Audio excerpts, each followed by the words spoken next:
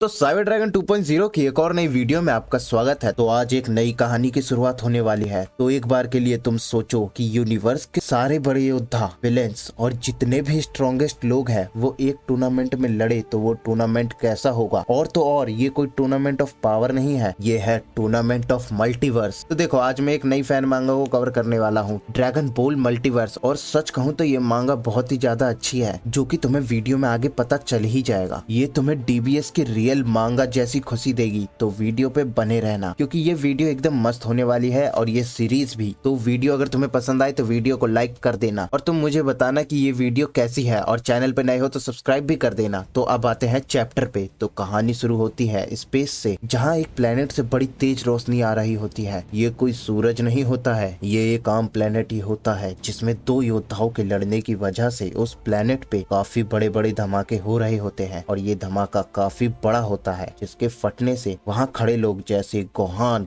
Goku, Vegeta और Piccolo भी उस धमाके से अपनी आंखें बंद कर देते हैं। और हाँ, जानकारी के लिए तुम्हें बता दूं, इसमें तुम्हें डीबीएस के सारे कैरेक्टर मिलेंगे। तो अब धमाके की वजह से वहाँ खड़ी फ्रीजा फैमिली भी घबरा जाती है। अब जो वहाँ धूल उड़ रही होती है वो धीरे धीरे हटना शुरू होती है, और धूल हटते ही ब्रोली को हमें दिखाया जाता है जो कि वेजिटो से लड़ रहा होता है। गोकू और वेजिटा तो उसे देख के बहुत ज्यादा हैरान हो जाते हैं कि ये बहुत कमाल का है, इसकी पावर कमाल है। अब ब्रोली एक अटैक बनाने लगता है और तुम देख ही रहे होगे कि इसकी आंखों की पुतलियां गायब हो रखी है। और अगर तुम्हें पता होगा कि ये जब ही होता है जब ब्रोली बेकाबू हो जाता है। अब ब्रोली लड़ रहा होता है वेजिटो से, वेजिटो भी उस अटैक को देख के बिग बैंग कामेहामेहा बनाता है और ब्रोली भी अपने अटैक को वेजिटो पर फेंक देता है। वेजिटो भी अपनी पूरी ताकत से उस अटैक को करता है। दोनों अपनी पूरी ताकत से लड़ रहे होते हैं और घायल भी होते हैं, और उनके अटैक की वेव इतनी ज्यादा खतरनाक होती है जिससे गोकू खुद को सुपर सैयन में बदल लेता है और गोहान भी खुद को मिस्टिक फॉर्म में बदल कर पिकलो से कह रहा होता है कि पिकलो तुम हमारे पीछे ही रहो। और दूसरे यूनिवर्स का वेजिटा भी खुद को सुपर सैयन में बदलता है और खुद को बचा रहा होता है। नापा की पूरी फटी होती है और इधर ब्रोली और वेजिटो अपने अटैक्स को कर चुके होते हैं, जिसकी वजह से वो अटैक पूरे स्टेडियम में फैल जाता है। और उस अटैक की वेव इतनी ज्यादा तेज होती है जिसकी वजह से वहाँ पे खड़े बाकी यूनिवर्स के लोग भी खुद को संभाल नहीं पाते, जो कि होते हैं फ्रीजा फैमिली, जूनियर सेल, नेमेकियंस,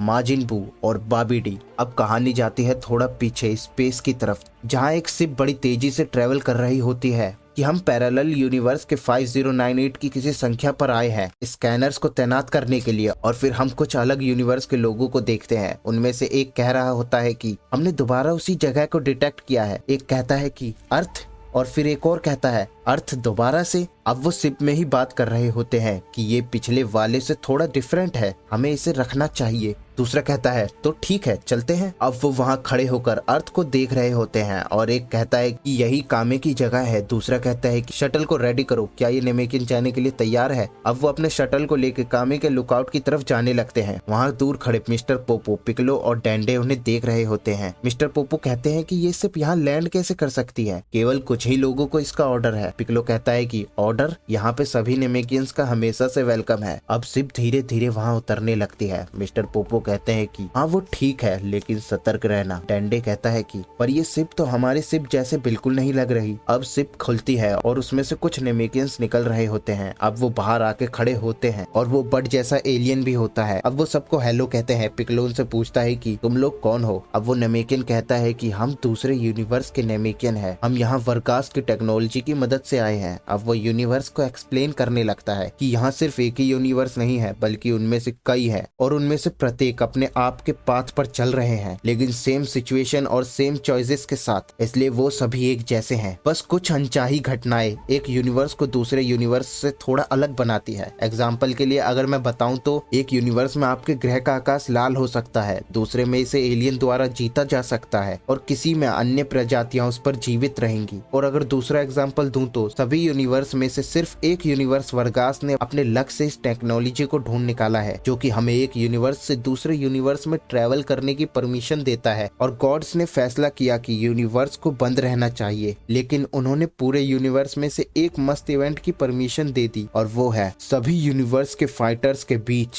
एक विशाल टूर्नामेंट। और उसे कराने के लिए वर्गास ने नेमेकियंस के साथ दोस्ती की, और टूर्नामेंट के विजेता को नेमेक के ड्रैगन से 3 विशेष मिलेंगी। और और दूसरे यूनिवर्स के ड्रैगन बोल से नेमेकियन घायलों को लड़ाई के बाद दोबारा जिंदा करने के लिए मदद करेंगे। वैसे प्राइस के अलावा फाइटर्स आमतौर पर एक नई चुनौती की तलाश में रहते हैं, तो ये उनके लिए एक यूनिक चांस है और इसमें कोई जोखिम भी नहीं है। हमारा क्वेश्चन है कि आप इसमें भाग लेंगे कि नहीं। फिर पिकलो कहता है कि मुझे शक है, लेकिन इसमें गोकू पक्का भाग लेना चाहेगा। अब वो नेमेकियन कहता है कि आपके सबसे शक्तिशाली वॉरियर इस ग्रह पर हैं, हम उन्हें एक मैसेज भेज सकते हैं और मैसेज भेजने के बाद 1 घंटे से भी कम समय में वहाँ सारे फाइटर्स आ जाते हैं। गोकू कह रहा होता है कि ये तो एक सुपर चांस है। अब उब भी बिना किसी जोखिम के अपनी पावर्स को टेस्ट कर सकता है। वो यहाँ पे बहुत ज्यादा रेस्ट्रिक्शन में रहता है। अब वेजिटा कहता है कि मुझे उस मल्टी यूनिवर्स स्टोरी पर बिल्कुल भी भरोसा नहीं है, लेकिन और कोई रास्ता भी नहीं है कि तुम मेरे बिना किसी टूर्नामेंट में जा रहे हो तो तुम मुझसे वहाँ कुछ सरप्राइजेस पाओगे। ट्रंक्स और गोटेन उनसे कहते हैं कि हमारे पास एक क्वेश्चन है, क्या हम एक टीम में लड़ सकते हैं? नेमेकियन कहता है कि 1 के खिलाफ 1, और अगर तुम 30 सेकंड तक नहीं लड़ सकते हो या तुम हार मान लेते हो तो तुम हार जाओगे और वेपन्स अलाउ है और तुम्हें रिंग में अकेले एंटर करना होगा और कोई बाहरी चीज तुम्हारी हेल्प नहीं कर सकती है। ट्रंक्स और गोटेन हंसते हुए कहते हैं कि हम इसके साथ कूल हैं। ट्रंक्स कहता है कि हम गोटैंक्स रजिस्ट्रेशन करेंगे, वो हमारे बीच है लेकिन आप उसे देख नहीं सकते और हम दर्शकों के रूप में वहाँ आएंगे, ठीक है? नेमेकियन कहता है कि हाँ, दर्शकों का वहाँ बहुत स्वागत है और हम किसी को भी स्वीकार करते हैं। अब दूसरा नेमेकियन कहता है कि एक फाइटर ने तो अपने बेटे का भी नाम रजिस्टर करवाया है जो कि अभी पैदा भी नहीं हुआ है। अगर आप लड़ाई से ठीक पहले भी उस गोटैंक्स को बनाते हैं तो हमें कोई फर्क नहीं पड़ता। पिकलो कहता है कि तब तो मैं एक दर्शक के रूप में आऊंगा। गोहान भी कहता है मैं भी। नेमेकियन स्माइल करते हुए कहता है कि आप 18वें ग्रुप हो जिन्होंने एंट्री करी है और यही आपका यूनिवर्स नंबर भी होगा, और जो लोग भाग लेना या देखना चाहते हैं प्लीज हमारे शटल में एंटर करिए। वेजिटा बिल्कुल स्पीड से चला जाता है और कहता है कि बर्बाद करने का समय नहीं है। ट्रंक्स भी उसे देख के कहता है अरे डैड, और सब उसे देखते रहते हैं। अब गोकू, पेन और उब भी उस शिप पर चले जाते हैं चीची को बाय करते हुए। चीची भी वहाँ खड़े होकर कह रही होती है कि अपना ख्याल रखना। फिर नेमेकियन चीची से कहता है कि चिंता मत कीजिए, ऐसा कुछ भी नहीं है जो कि ड्रैगन बोल्स ठीक ना कर सके। वैसे भी कुछ भी बुरा होने का कोई कारण ही नहीं है। अब सब शिप पर आ चुके होते हैं। अब वो लोग कहते हैं कि हर कोई यहाँ है तो चलो चलते हैं। अब शटल अर्थ से निकलकर बड़ी शिप पर आ रही होती है। शिप के लोग कहते हैं कि शटल वापस आ रही है, एयरलॉक को ओपन करो। अब बाकी सब उस शिप पर आ जाते हैं। पेन और उब हैरान होते हैं कि ये कितनी बड़ी शिप है, और इधर गोकू एक वर्गास से पूछ रहा होता है कि क्या ये ट्रिप लंबी होगी। वो वर्गा कहता है कि बिल्कुल नहीं, हम एक पल में उस यूनिवर्स में पहुंच जाएंगे जहां टूर्नामेंट हो रहा है, और यह एक ऐसा यूनिवर्स है जहां कोई लाइफ नहीं है और इसमें जीवन को नुकसान पहुंचाने का कोई जोखिम ही नहीं है। अब सिर्फ बस एक पल में वहां से गायब होकर उस यूनिवर्स में पहुंच जाती है जहाँ टूर्नामेंट हो रहा होता है। वो लोग कहते हैं कि चलो हम आ गए। अब सब स्टेडियम में जाने लगते हैं और तभी वर्गा के लोग उनसे कहते हैं कि ये वो जगह है जहां आप यूनिवर्स 18 के फाइटर्स रहेंगे और आप कहीं भी घूम सकते हैं, लेकिन प्लीज आप दूसरों के साथ झगड़ा मत करना। आप किसी से भी मिल सकते हैं, लेकिन ऐसे लोग जो आपको लगता है कि आप उन्हें जानते हो लेकिन वो किसी दूसरे यूनिवर्स से आए होंगे, इसलिए चौंकना मत। अब वो सब स्टेडियम की तरफ जाने लगते हैं। गोकू उसे देख के खड़ा होता है कि ये तो शानदार है। बाकी सब भी उसे देख के कहते हैं कि ये तो बहुत बड़ा है, ये तो कूल है। अब पिकलो और गोहान अपनी बैठने की जगह ढूंढ लेते हैं। पिकलो कहता है कि ये यूनिवर्स 18 की बालकनी है और टूर्नामेंट तभी शुरू होगा जब हमारे साइड की बाकी सभी जगह भर जाएगी। गोहान साइड में देखते हुए कहता है कि तो हमारे बाएं और 17वें स्थान पर प्रतियोगी होने चाहिए। अब गोहान किसी को देख के बिल्कुल हैरान हो जाता है और घबराकर कहता है कि उधर देखो। सबका ध्यान उसकी तरफ जाता है और वो उधर देखते हैं और वहाँ सेल खड़ा होता है। सब उसे देख के हैरान होते हैं। सेल भी उन्हें देख के कहता है तुम फिर से? तो अब चैप्टर 1 यहीं खत्म होता है। तो आगे तुम कई मजेदार लड़ाइयाँ देखने वाले हो, तो इसलिए सब्सक्राइब नहीं किए हो तो कर लो, क्योंकि ये फैन मांगा भी बहुत बड़ी है तो कर लेना। और वीडियो लाइक नहीं किए हो तो कर दो और कमेंट करके बताना कि ये वीडियो तुम्हें कैसी लगी। तो मिलते हैं अगली वीडियो में।